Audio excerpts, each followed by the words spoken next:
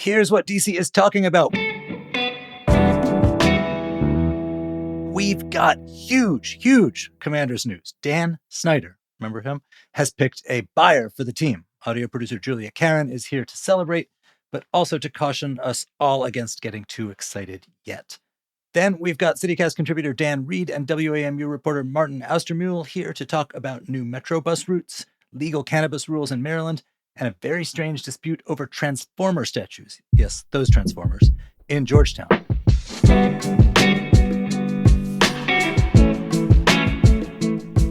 Today is Friday, April 14th. I'm Michael Schaefer, and this is CityCast DC.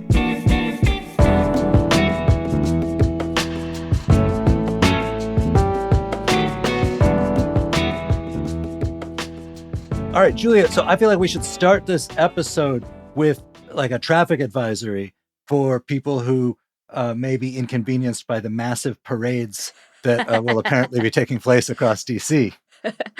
So normally I would agree with you, but I feel like every time I come here and talk about Dan Snyder, I have to caution everyone to not plan the parade quite yet, you know? I think literally people have said when he ceases to be the owner of the football team, we will have a parade. Shut it down. Constitution or Independence Avenue. It's all ours. So I imagine people have seen the news by now that Dan Snyder has agreed to sell the team to the group that was led by Philadelphia 76ers co-owner Josh Harris for $6 billion with a B dollars. If that sounds like a large number, it is. It would be the most expensive sale of a sports franchise in history. So shout out to the Commanders if they get that price. One thing that's important, and I say don't plan the parade, and I do mean it, the NFL owners have to approve it first. But all signs look to this being the thing that's going to happen, and DC would be rid of Dan Snyder. Maybe not once and for all because of all the hearings going on, but in terms of being a Commanders owner, he would be Gonzo Alfonso. Yeah, no, I think the plan is for him to expatriate. Seriously. That's right, to Great Britain, right? But look, it is a crazy moment because I've always maintained that, like, from an anthropological point of view, the presence of Dan Snyder is a good thing. I think a tribe, that is our tribe, the Washingtonians, needs a shared enemy. And hating on the football owner has been a uniting, bonding thing for our whole community. And now that will be gone, or at least for a while. What do we know about Josh Harris, the new guy? So what we know is that he co-owns the Philadelphia 76ers. He co-owns part of Prudential Center, which is where the New Jersey Devils play out of, the hockey team. He also co-owns the New Jersey Devils as well, since he has the Prudential Center. But also, like, Lakers legend Magic Johnson is part of this bid. It isn't just like, oh, this guy is coming in and he has no idea how to run a sports franchise. This is a guy with serious bona fides who's coming in to do this. And he's got Mitchell Rales, who's the founder of Glenstone and a genuine billionaire, and the one person in this posse who seems to actually live here.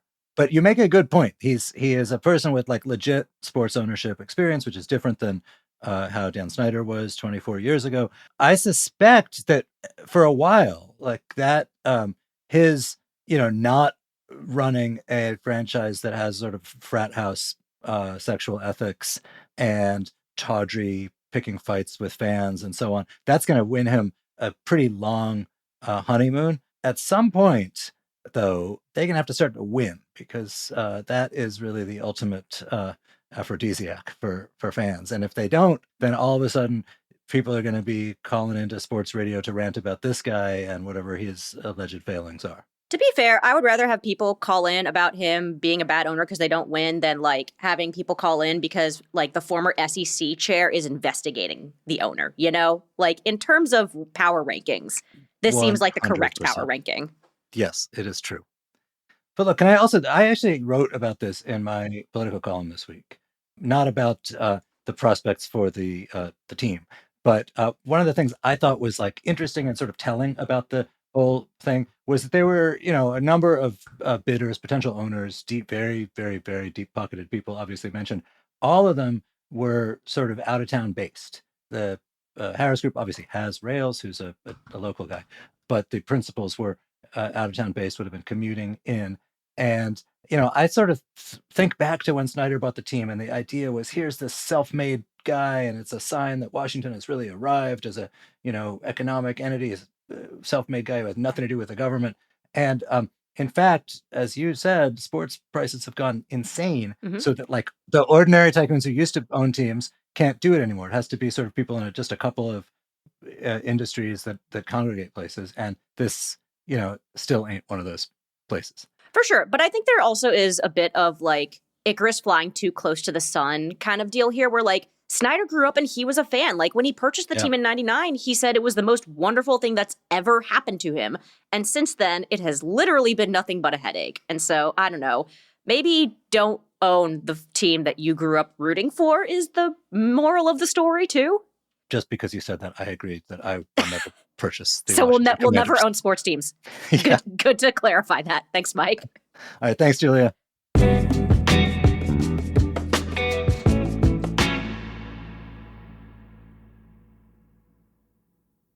All right. So we've got Dan Reed and Martin Austermuhle here to talk about things that probably will not cause a parade, but are really interesting and important all the same. Hey, guys. Good to be here. Thanks for having me. All right. So what folks may not know is Dan Reed is one of the great bus fans of the Washington region. So like next week, Monday, it's going to be like Oscar night for you, because the metro system, the WAMATA, is rolling out a new map that is touted as the biggest bus route redesign in 50 years. This is like actually a big deal that should matter to regular people, not just bus enthusiasts, because once upon a time, the buses were the only public transit around. Then the metro got developed, and buses turned into like kind of capillaries that fed these arteries that were the metro routes. And the bus routes got kind of weird. The idea now is they're going to redo a bunch of routes to make them make more sense, to serve some underserved areas and make some connections that hadn't been made. They're going to have, they say, 100 bus routes that will have a 20-minute frequency or better. Many will have like 10, 12-minute frequencies. It'll be 24/7. There'll be simpler routes, more direct routes. Some adjacent areas that are not currently connected will be connected. It's supposed to be awesome. But Dan, what do you make of all this? This is not just the Oscars for me. It's the Oscars, the Super Bowl, and Christmas all wrapped up into one. It's a big deal. Metro hasn't done this in 50 years. There are lots of weird little quirks in the Metro bus system that predate to like when DC still had streetcars that have not been looked at. And this is a chance to like finally address that. For instance, if you know the 90 buses, they stop a half mile short of Woodley Park Metro at this little turnaround before the Duke Ellington Bridge. And that's because that's where the streetcar turnaround was, right? So that was 60 years ago. There are lots of little things like that Metro can finally address for the first time to make the system work better for everybody. Wait, why is it only now that they can finally address it for the first time? Was something stopping them before? Inertia. I think inertia is a big part of it. Bus redesigns are big and expensive and complicated. People, not surprisingly, can be very defensive of their local bus route and their routine and are reluctant to see that change. So I think it took a long time to get to this place. All right, so what's the benefit for people who don't care passionately about the granular details of public transit? How is this going to change the experience of living in the district or the DMV? Well, I think for the bare minimum, if you never step on a bus, it means that WMATA can use its resources more efficiently, right? For the amount of money they have for public transit, that they can run more buses and more service, which is, if you care about fiscal responsibility, that's good. Beyond that, Metrobus, unlike Metrorail, is actually almost back to where it was in terms of pre-pandemic ridership. A lot more people are riding the bus compared to Metro, which means that this is actually a good time to revisit how does the system work, because a lot of people are taking advantage of it. And for people who do rely on Metrobus, it means the buses are going to come more often, more reliably. It means you have more places you can get to. It means more access to jobs, more access to fun things, more access to friends and family. Like for bus riders, and that some people who use it sometimes, people use it all the time, it's a higher quality of life and more access to the region, and frankly, a more dignified experience. You get closer to what people in cars get to enjoy, which is you turn it on and go whenever you want to. Is this going to be expensive? Do they actually have the money to do this? So there are sort of two scenarios that Metrobus is talking about. What they're going to present on Monday is essentially like the idealized, here is what you could have if you gave us some more money than we currently have for the bus. And If they can get that funding from DC, Maryland, and Virginia, here's what you're going to get. If they don't get as much money, or if they don't get that money at all, there's potentially a more pared back version of this, of the new bus network that we might see. And that's part of why they're rolling out this sort of visionary network, is that people are going to get feedback. They're like, I don't like this, I like this. And that can help Metro figure out, well, if we have to do a more constrained redesign, here's what people actually would prefer the most.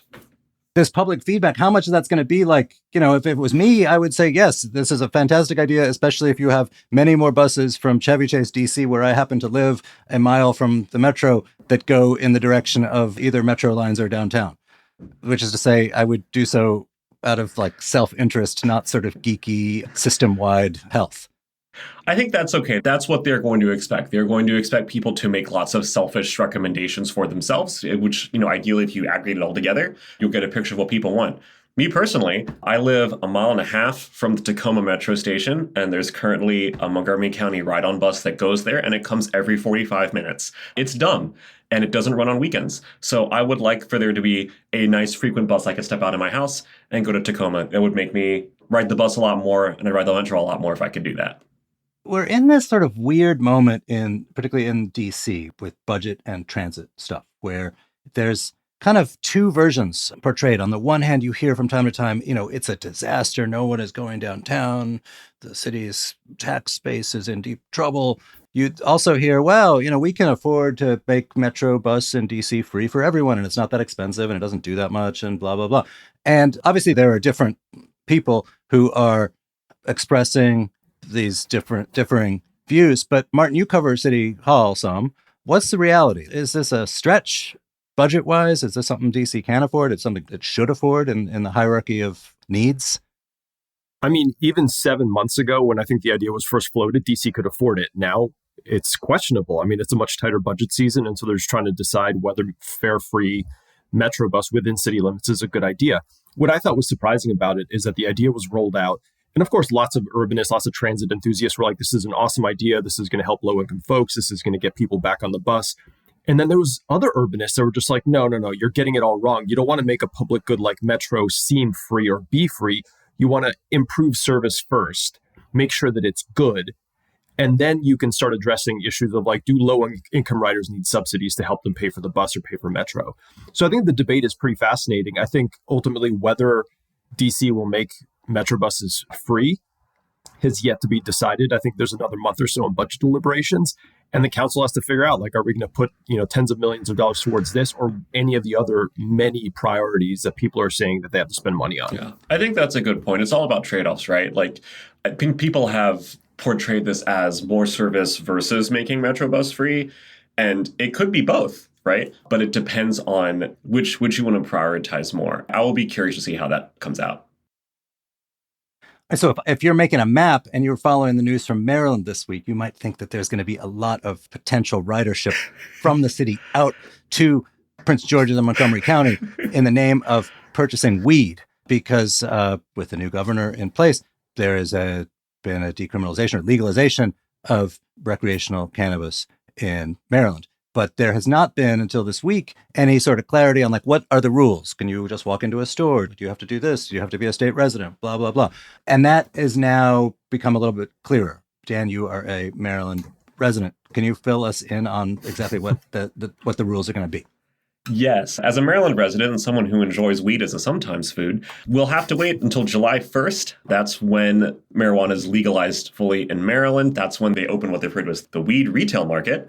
And basically, the state's going to issue licenses for different types of recreational cannabis sellers, right? You can currently distribute medical marijuana in the state, but they'll also be allowing 75 growers, 300 dispensaries, and 200 delivery services.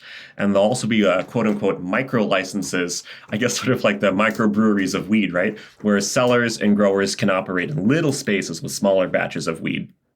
Like I said, the state already has medical marijuana, and so the bill would require dispensaries to set aside some of their stuff for people who hold a medical marijuana card and to prioritize them. Another big thing, and this is something that Governor Moore had talked a lot about during the campaign last year, is ensuring that minority entrepreneurs can benefit and have a role in legal weed. For a long time, there has been a disparity in how white versus non-white people have been treated in terms of drug offenses. And there is a fear, not just in Maryland, but in other places that are talking about this, that people of color won't be able to actually get an economic benefit from legal weed because they're going to get pushed out by big corporations and stuff. So the state would give priority to minority business owners in communities that have been disproportionately affected by past marijuana laws. What does that mean? Like, so if I, John Q, weed smoking public, want to open a store in which I sell cannabis, presumably I have to like get some scratch together to rent a space and, buy a cash register and all that stuff. Where is it that I interact with the government and where the government can put its thumb on the scale in order to, redress past hurts or whatever? I think it would be in terms of giving licenses out. Like, since there's a limit on how many licenses they were going to issue, they can prioritize certain applicants for licenses over others. So what about us, the individuals? Say we are not Maryland residents and we make our way to a store across the district line. All good? Yeah, so starting on July 1, if you were 21 and older, you're allowed to hold and consume up to 1.5 ounces of weed or 12 grams of concentrated weed, or a total amount of products that does not exceed 750 milligrams THC. So that's comparable, if I understand right, to decriminalization in DC, right? Like, there's a certain amount you are allowed to have on you as an individual, as opposed to like a grower or a distributor or something. Yes, I think in DC it's a little bit more. It's 2 ounces. So I guess technically if you're crossing from Friendship Heights into DC, you got to leave like half an ounce at the border. I don't know, but still, I don't think they're going to make a big deal out of that one. So this is the weed version of fireworks stands, right? Like, instead of fireworks stands, the DC land, there'll be just little piles of weed. Yeah, apparently. Is there going to be like delivery in DC where there's this sort of weird gray market? A lot of people arrange for cannabis to be delivered to them. In Maryland, presumably that could be done fully legally. Is that allowed for? It is. The state will have a cap of 200 licenses for delivery services, which is personally exciting to me. I was stopped on the street a couple weeks ago by a guy on like a moped who wanted to like tell me about his weed delivery service. He told me he lived in my neighborhood, which is great. So I hope he gets a license because he's 3 blocks from my house. Can we order Maryland weed to be delivered in the District of Columbia? Why? You have your own weed delivery in DC. Well, but I want fully legal and licensed. You want that special Maryland bud. Well, they can't cross state lines, but the district isn't a state, so maybe there's a quirk there. I don't know. But I mean, my question is this like, are we soon going to see like Uber Eats or DoorDash for weed? Is that the next kind of step in legalization? I'm sure they've thought about from what it. you're all saying, they're trying to put the thumb on the scale the other way to make it so that just people who don't have the power of a huge corporation behind them are able to be in the market. But of course, the reason people do Uber Eats and DoorDash is it is like more convenient than like calling the restaurant on the phone and hoping they understood your order and hoping they'll, figure out where you live, as opposed to the very convenient interface that the big corporations have. Right. And the one thing I'm looking at for Maryland, which has happened in a lot of other states, is that they have these like social equity provisions to make sure it's not just a bunch of white guys that get these very lucrative licenses to sell weed. But what's kind of happened in some of the states is that you get basically those same white men essentially find fronts, like people who they can say, listen, this is my social equity applicant. Like, this is their business, but it's not really their business. I mean, they're the front for the company. And that kind of does away with the idea that you're giving that social equity applicant like a real chance in this industry. I mean, Maryland had this problem with medical marijuana when it rolled out. It was all a bunch of white people selling medical marijuana. So they had to go back and rejigger the law to make sure that it wasn't just all white folks. But even when they rejiggered the law, they found that it was really difficult to ensure that you're not just handing licenses to these multi-state operators who just conveniently find like that guy in Silver Spring who happens to be Latino or Asian or Black, and they can say, well, this is the owner of the dispensary. When to be honest, the dispensary is owned by the multi-state operator out of like California. Yeah, I think this is a problem going back to all sorts of licensure, including things that are much less sexy and newsy than cannabis. That's true. But wait, Martin, you've been reporting on this story, and I've kind of come to suspect a lot of cannabis was consumed by some of the participants, at least. So there's like a pair of giant statues of the Transformers in front of a house in Georgetown. And this has displeased other people in the neighborhood. And this is trundling towards a conclusion. What's going on, man? I mean, that's basically the summary. And once you throw in the fact that this is Georgetown, people can fill in the blanks and understand how combative this has all gotten. Yeah, this is a neuroscientist who lives on Prospect Street, like a block away from the university, a $4 million traditional Georgetown townhouse. And 2 years ago, he put these massive metal transformer sculptures of Optimus Prime and Bumblebee outside of his house, like right on either side of the door.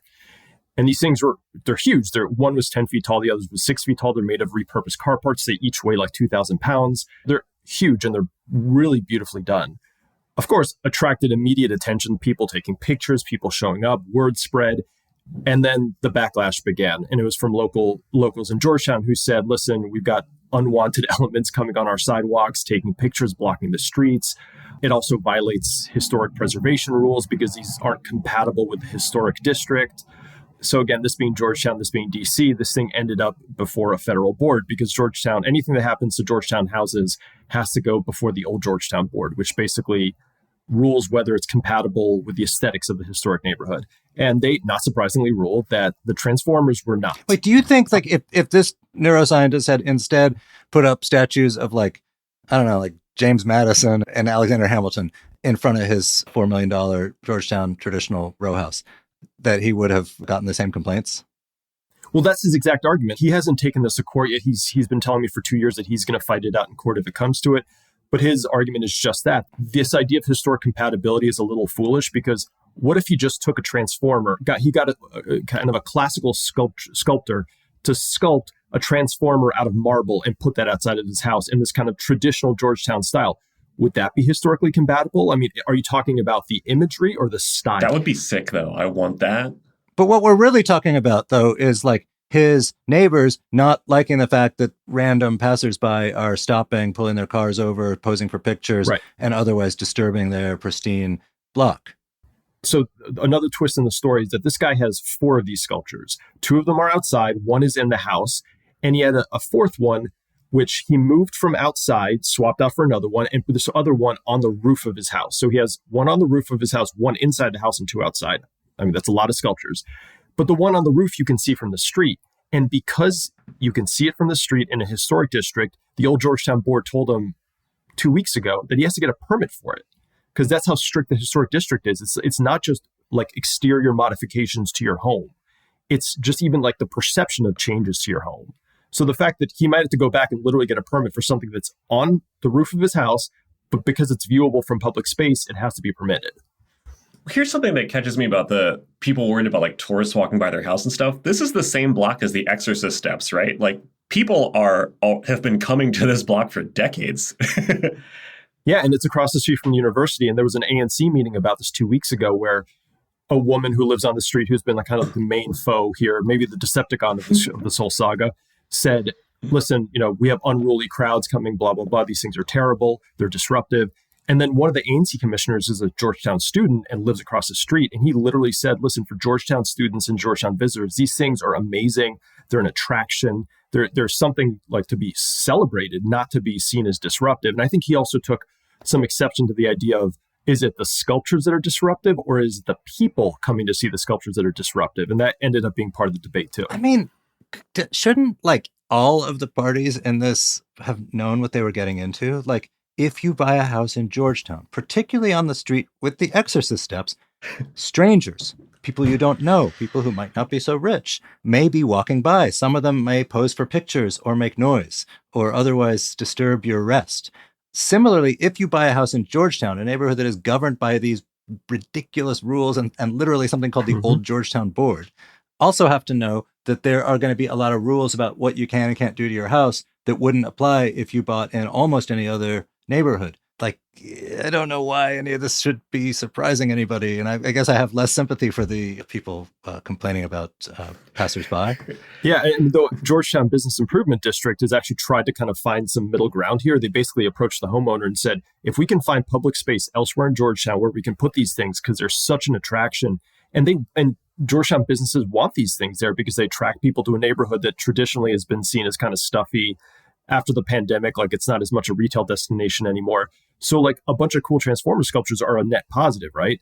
But the homeowner is sticking to his guns on this one. He's like, no, it's right outside my house. These aren't historically compatible. People have like planters outside their doors why don't they have to get permits for those if I have to get permits for my sculptures? Yeah. They have cars too. There's a whole bunch of things that we could describe as like historically incompatible for Georgetown. Like, to take this to its logical end, I don't know. I was never into Transformers growing up, but I am rooting for this with all of my heart and soul. Well, I mean, someone mentioned in the comments when I reported about this, they're like, if this homeowner just parked a pickup truck in front of his house and put the Transformers in the bed of the pickup truck, no one would have any right to say you have to move those because they'd be parked in a car. As long as it's legally parked, he can keep it there in perpetuity, basically. Well, aren't the Transformers, can't they turn into cars? Like, couldn't he just say he's got 2 cars parked in front of his house? I thought that was what the gimmick was. Yeah. I mean, if he could fold these things into Optimus Prime, the truck, and Bumblebee, the sports car, it'd be amazing. We'll see. All right, Martin, thank you so much for being here, man. Thanks for having me. I appreciate it. And Dan Reed, it's always good to be with you. Thanks for having me. And lastly, I don't know if this is related to Transformers, but we have a DC life hack of the day, as we do every day. And it's perfect maybe for an adventure this weekend when the weather is supposed to be gorgeous. If you visit the Einstein Memorial on Constitution Avenue, there is a star map on the ground at Einstein's feet. If you stand on Polaris and talk to the statue, there will be an echo which only you will be able to hear.